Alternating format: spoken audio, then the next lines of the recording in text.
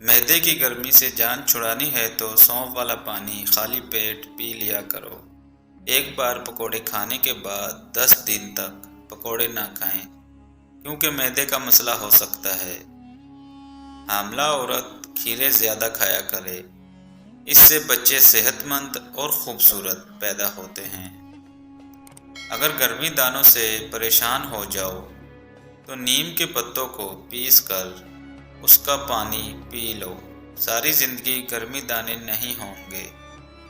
امرود کے 2 پتوں کو منہ میں رکھ کر 5 منٹ تک چبائیں اور پھر تھوک دیں۔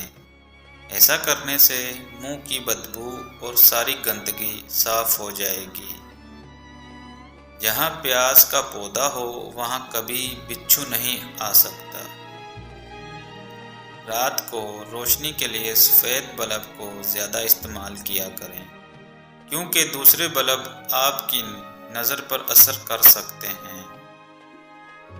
بچوں کو چھوٹی عمر میں نوڈلز اور باہر کا کھانا مت کھلائیں، یہ موٹاپے کا باعث بنتا ہے۔ اگر آپ پر کوئی ذہنی دباؤ ہو تو سب سے پہلے آپ کا معدہ خراب ہوتا ہے۔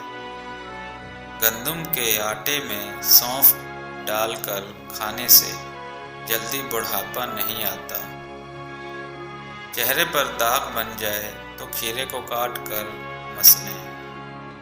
نہانے کے بعد جسم پر تیل کی مالش کرنے سے خارش اور سستی ختم ہو جاتی ہے۔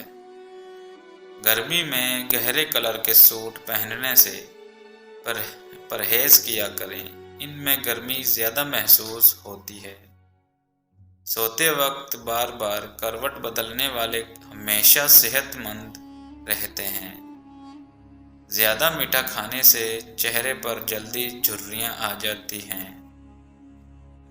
کھانا کھانے کے بعد سونے سے پرہیز کیا کریں، ایسا کرنے سے معدہ کمزور ہو جاتا ہے۔